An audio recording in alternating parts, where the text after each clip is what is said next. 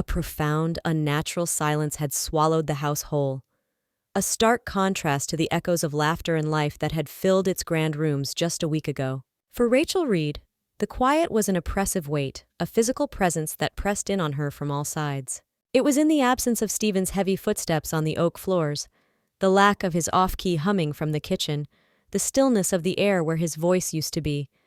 Every corner held a ghost. Stephen's half-finished mug of Earl Grey tea, its contents now a cold, dark stain, still sat on his bedside table where he'd left it that morning. His favorite worn leather armchair in the study seemed to retain the impression of his body, and Rachel found herself tracing the faint outline with her fingers, a desperate, futile attempt to feel him there. It had been 6 days since the paramedics' frantic work had ceased, their grim faces an unspoken verdict. 6 days since the world had fractured into a million unrecognizable pieces, and she was left to navigate the jagged edges. Rachel moved through the motions of existence in a fog of grief so thick it felt like drowning. She made toast for her 6-year-old son, Noah, cutting the crusts off just the way Stephen always had, the simple act of fresh stab of pain. She answered the door when neighbors brought casseroles wrapped in foil, their faces masks of pity she couldn't bear to look at for too long. She fielded calls from family members who stumbled over platitudes, their well-meaning words, "He's in a better place. He'll always be with you," feeling like hollow tin cans rattling in the vast emptiness of her loss. Their life had been a portrait of quiet, authentic happiness. Stephen, a brilliant and kind architect, had built their sprawling Colorado home himself, a masterpiece of wood, glass, and stone that seemed to grow organically from the mountainside, its windows framing the majestic peaks like living portraits. He had founded Reed Design and Build, a company that was more an extension of his soul than a job, a place where he turned sketches into sanctuaries. Rachel, a former gallery curator, had poured her own artistry into their life, filling the home with warm textiles, eclectic art, and most importantly, love. It was a haven for him and for Noah, their bright, inquisitive boy. They weren't ostentatious, but they were comfortable, their life a testament to shared dreams and hard work. Stephen's congenital heart condition had been a shadow they were managing, a chronic issue doctors assured them they had years, even decades, to navigate with medication and care. The sudden, fatal arrhythmia had been a brutal thief, stealing not just a husband and a father, but the entire blueprint of the future they had so carefully designed together. Now she found herself looking at Noah, whose own grief was a confusing mix of stoic silence and gut-wrenching questions.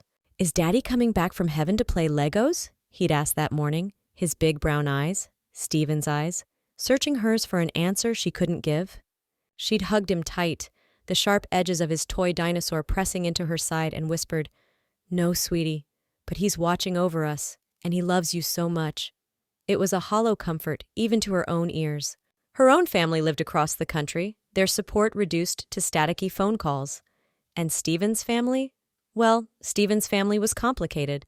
His parents were gone, leaving only his older brother Derek.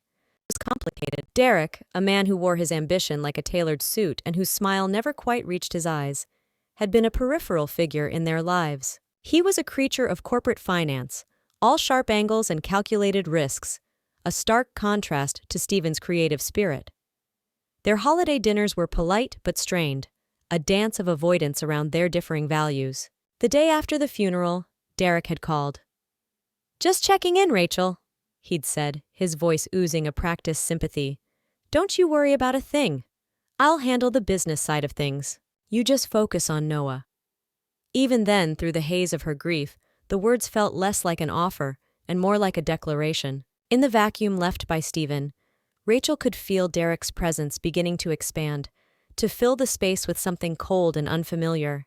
The silence in the house was about to be broken, and she had a chilling premonition that the sound to follow would not be a comforting one. The meeting took place in the formal living room, a space usually reserved for Christmas morning, its stiff furniture now feeling funereal. Derek had insisted on it, gathering the extended Reed cousins, a smattering of aunts and uncles who rarely visited, and a few of Stephen's senior partners from the firm. He stood before the unlit marble fireplace, hands clasped behind his back, projecting an air of solemn authority he had clearly rehearsed. Rachel sat on the silk damask sofa, Noah's small hand clutching hers so tightly his knuckles were white. She felt like a spectator at her own life's dismantling, a feeling amplified by the awkward, pitying glances thrown her way. Derek began with a flowery, performative eulogy for his beloved brother, his voice thick with an emotion that rang utterly false to Rachel's ears. He spoke of Stephen's artistic brilliance and unwavering passion, words that were true, but felt cheap and hollow coming from his lips. Then his tone shifted, acquiring the gravitas of a surgeon delivering bad news. "As much as it pains me to discuss these matters so soon," he said, his eyes sweeping across the room and landing on Rachel with a carefully constructed expression of sympathy, Stephen left behind a delicate situation. He let the words hang in the air, a poison seeping into the quiet room. "I've spent the last few days with his accountants going over the books. It seems my brother, bless his creative soul, was more of an artist than a businessman."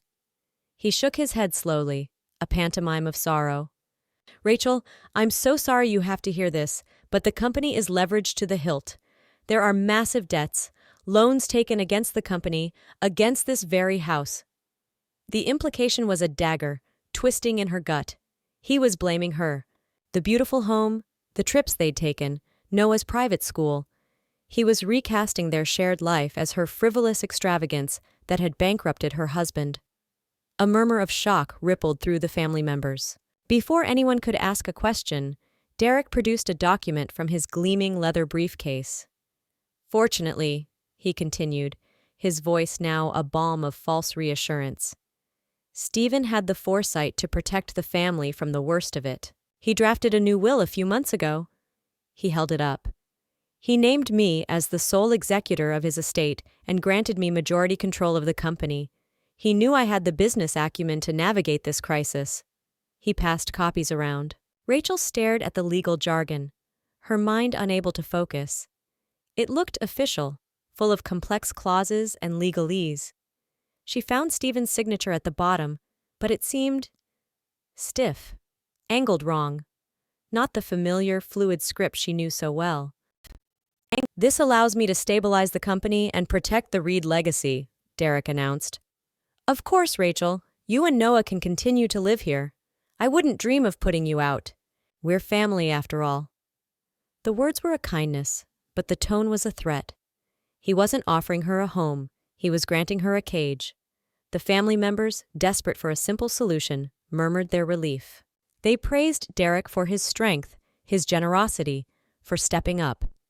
Rachel just sat there, frozen, the blood roaring in her ears, as the ownership of her entire life was signed over to the last man Stephen would have ever trusted with it.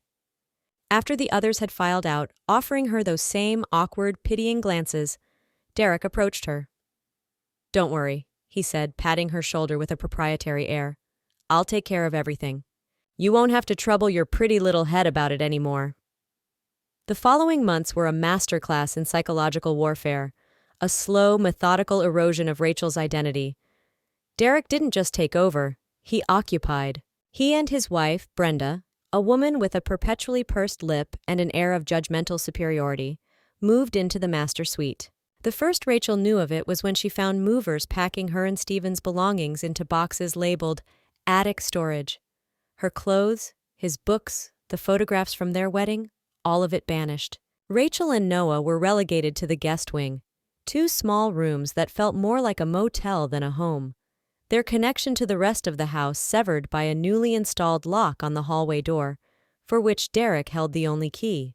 The house she had lovingly curated was systematically erased.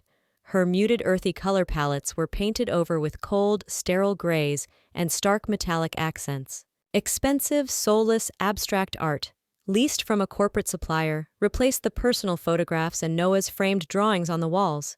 Derek was hosting constantly, lavish parties for business contacts and investors, where he would toast to a new vision and righting the ship. During one such party, a guest mistook Rachel for a member of the catering staff and handed her an empty glass. Before she could correct him, Derek glided over. "Rachel is being a dear and helping out," he'd said with a wide smile, a silent order in his eyes. Humiliated, she'd taken the glass to the kitchen.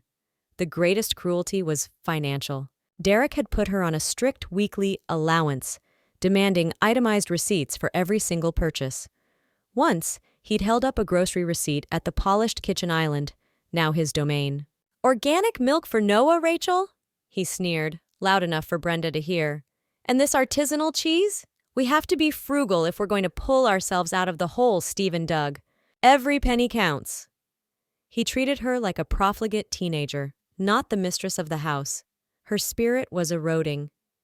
Some nights after Noah was asleep, she would sit in the dark and cry, wondering if Derek was right.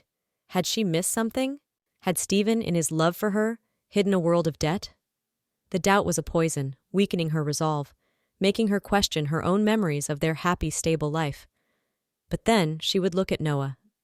He was quiet, withdrawn, and he had started hiding in their small suite whenever he heard his uncle's voice. Derek's own teenage sons were no better, treating Noah like an inconvenient piece of furniture. It was the fierce, primal need to protect her son that kept her from shattering completely. She had to endure this for Noah. She had to find a way to shield him from the coldness that had infested their home. She would force a smile, read him an extra bedtime story, and promise him, and herself, that things would get better. She had to believe that somewhere, in the wreckage of her life, there was a piece of solid ground left to stand on. She just had no idea where to find it. One rainy Saturday afternoon, the oppressive silence of the house was punctuated only by the relentless drumming of water against the windows. It was a day for being inside, a day that amplified the feeling of being trapped. Noah, having built and dismantled every Lego creation he owned, wandered into the small living area of their guest suite, where Rachel was trying to lose herself in a book.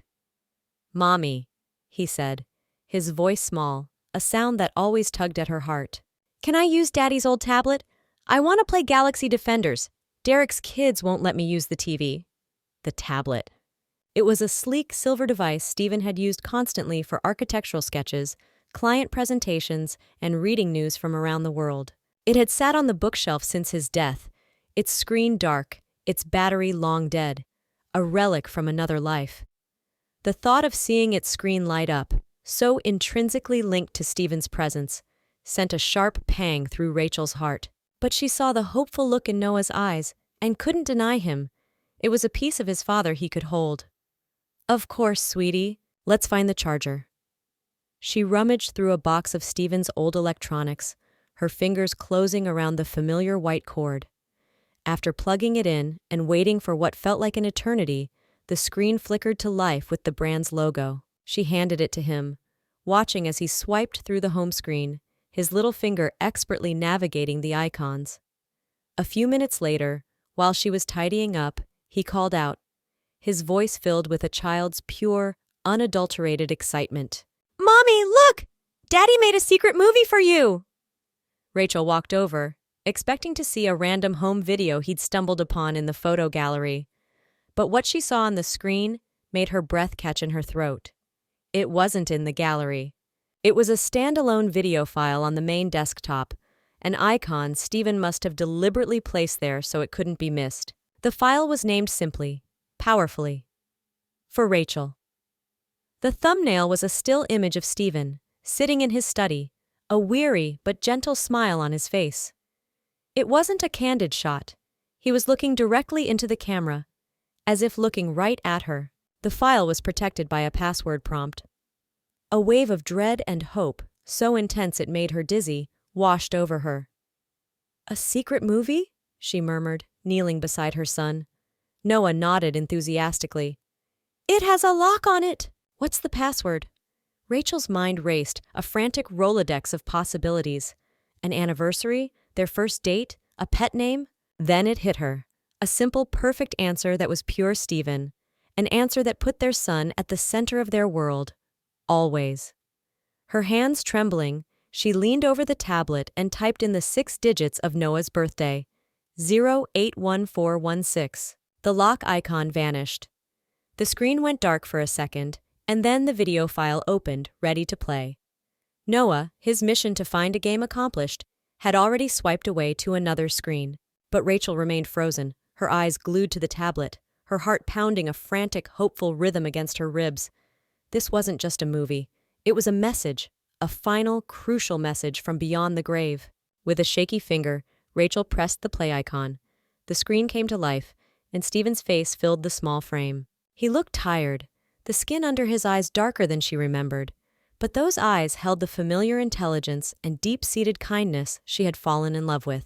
He took a deep, audible breath before he began to speak, and his voice, so achingly real it felt like he was in the room with them, filled the quiet suite. So achingly, Rachel, he began, his voice soft but clear, imbued with a love that transcended the digital barrier. My love, if you're watching this, it means the worst has happened. It means my heart finally gave out, and I'm so sorry. I'm sorry I had to leave you and Noah alone. Tears immediately streamed down Rachel's face, silent and hot. She pressed her hand to her mouth to stifle a sob, not wanting to scare Noah. I have to be quick, he continued, his tone becoming urgent, pulling her from her grief into sharp focus. I recorded this because I couldn't risk telling you in person. I didn't want to cause you any more worry, but there's something you must know. About Derek. Rachel's blood ran cold. She instinctively drew Noah closer to her side. He's in trouble, Rach. Deep trouble. He has a gambling problem. Online poker, high-stakes sports betting. He's in over his head. He's been skimming from the company for years. Small amounts at first, but it's gotten worse. He's been siphoning funds from client accounts into offshore entities, creating a false narrative of project overruns and company failure to cover his tracks. Every word was a hammer blow, shattering the prison of doubt Derek had so carefully constructed around her. The business wasn't failing, it was thriving. The debt wasn't Stephen's, it was Derek's. He'll try to take everything. Stephen's voice cracked with a mix of anger and sorrow. He'll produce a fake will. I'm sure he's already had one forged. He'll tell you we're bankrupt. He will lie about everything to make himself look like a savior. Do not believe a word he says, Rachel. He leaned closer to the camera, his gaze so intense it felt like he was burning the message into her soul. The real will is with our lawyer, Howard Finch. It's all there. Everything is protected. I set up an irrevocable trust fund for you and Noah months ago, when I first discovered the extent of his theft. It's seeded with the profits from the last 3 major projects.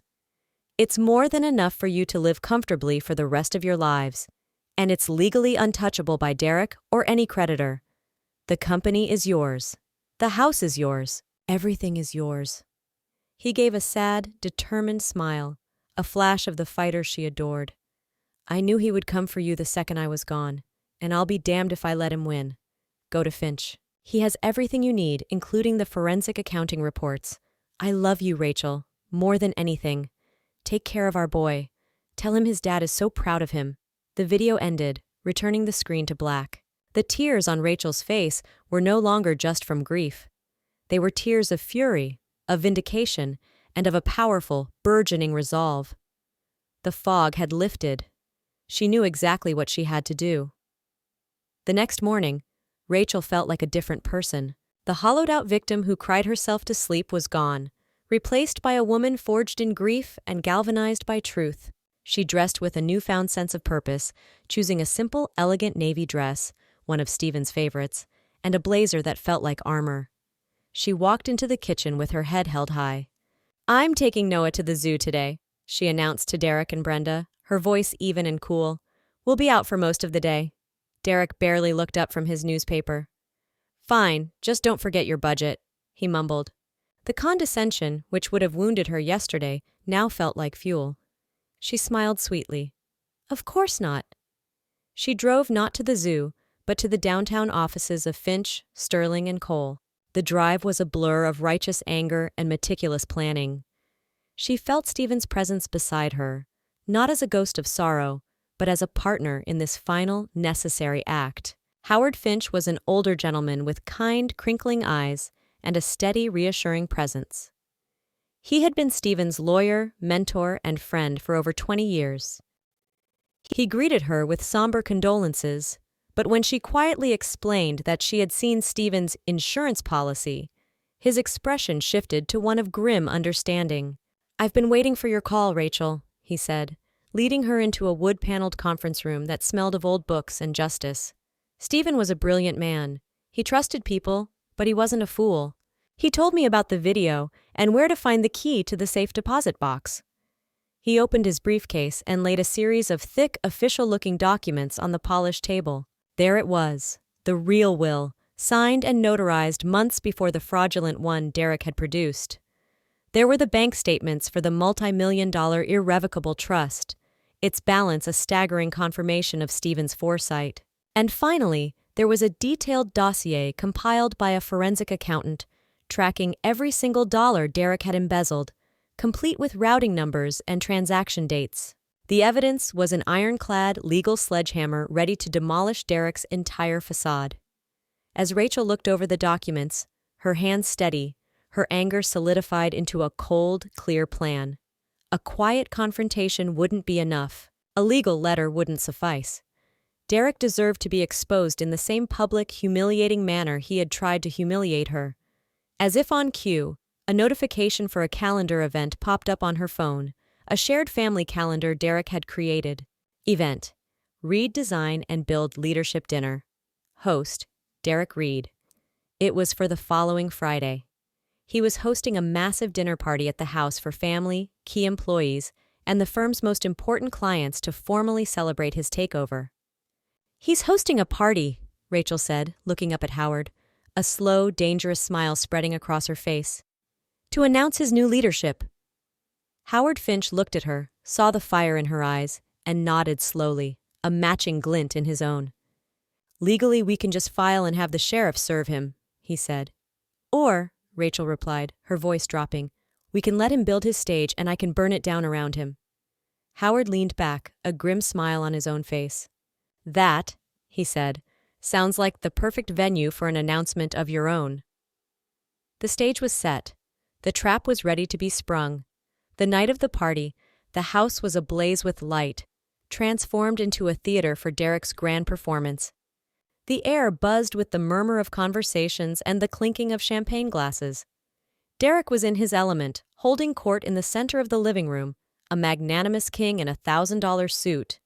He was charming, confident, his laughter booming as he shook hands with clients and patted the backs of senior employees who looked on with practiced smiles. Rachel moved through the crowd quietly, a ghost at the feast, clutching Stephen's tablet in a slim leather tote bag. She exchanged polite, meaningless pleasantries, her heart a steady drum of anticipation. She saw Brenda, draped in jewels, preening under the attention. She saw her cousins, the same ones who had watched her life be dismantled, now eagerly sipping Derek's expensive champagne. The hypocrisy was suffocating, but it only strengthened her resolve. Finally, Derek tapped a crystal glass with a spoon for attention. The room fell silent. "Friends, colleagues, family," he began, beaming, his arms spread wide as if to embrace them all. "Thank you all for coming. As many of you know, we've been through a difficult, turbulent transition after the tragic loss of my brother." His voice dipped with feigned sorrow. "But I stand here today to assure you that the future of Reed Design and Build is secure. It took some difficult choices, some fiscal discipline," he said, his eyes flicking to Rachel for a fraction of a second, a final public jab. "But I am proud to say we are on solid ground, ready to move into a new era of prosperity under new leadership." He raised his glass for a toast. Of prosperity. It was the perfect moment. "Excuse me," Rachel said. Her voice was not loud, but it was clear and calm, carrying an undeniable authority that cut through the room like a shard of glass. All eyes turned to her. Derek's triumphant smile tightened into a line of annoyance. "Rachel, perhaps this isn't the time." "Oh, I think it's the perfect time," she said, walking with deliberate steps towards the large smart TV mounted over the fireplace. With a few taps on the tablet, she used the AirPlay feature to connect to the screen. Stephen's face, weary and kind, suddenly filled the 70-inch display above the mantelpiece. A collective gasp went through the room. Derek's face went from ruddy confidence to a pasty, sickly white. And then, Stephen's voice filled the stunned silence, telling his story. He spoke of his love for Rachel, his failing heart, and his brother's betrayal. The guests stood frozen, their champagne glasses forgotten in their hands. As Stephen detailed the gambling debts, the fake invoices, and the years of embezzlement, Rachel watched Derek. His mask of confident charm dissolved, replaced by raw, naked panic. His eyes darted around the room, looking for an escape that wasn't there, trapping him in a spotlight of his own making. The video ended with Stephen's final message of love and protection for his family. The screen went black, plunging the room into a silence so absolute it felt like an accusation. Every single person in that room, his family, his employees, his clients, was staring at Derek Reed, their expressions a chilling mixture of shock, pity, and pure, unadulterated disgust. His ruin was total, public, and absolute. The fallout was immediate and spectacular. Derek didn't even try to offer a defense. No lie could be spun fast enough to cover a truth so damning. He simply stood there, crumbling, as guests began to leave in a quiet, horrified procession, avoiding his gaze as if his shame were contagious. Brenda, her face a mask of fury, grabbed her sons and fled the room without a single word to her husband. The first person to approach Rachel was one of the Reed cousins, an older woman who took her hand. "Rachel," she whispered, her eyes filled with tears of regret. "We should have known. We should have listened to our gut. We are so sorry." It was the first crack in the wall of isolation that had surrounded her for months. The next morning, Howard Finch filed the lawsuits. Faced with irrefutable proof and the threat of criminal prosecution from the district attorney's office, Derek capitulated completely. He signed over his minority shares in the company, liquidated his own assets, and agreed to a stringent repayment plan for the money he had stolen. He was left a pariah, a man whose name was synonymous with disgrace, with nothing but his debts and his public humiliation. Rachel, now the sole, undisputed owner of Reed Design and Build, acted with swift precision. This life, this company was Stephen's dream, not hers. Her dream was peace. Working with Howard, she arranged the sale of the company to a consortium of its senior partners, the very people Stephen had trusted and who were fiercely loyal to his memory. They vowed to run it with the integrity he had always embodied. The sale, combined with the untouchable trust fund, left her and Noah financially secure for life. The final step was the hardest. She put the house on the market. Before the new owners moved in, she did one last walkthrough of the empty rooms. The silence now feeling clean and full of possibility, not loss. She stood in the doorway of the living room, remembering Stephen's laughter, and closed the door for the last time. 3 months later, Rachel and Noah stood on a windswept bluff overlooking the vast, churning Pacific Ocean. They had moved to Carmel by the Sea, a small, artistic town on the California coast where the air smelled of salt and eucalyptus.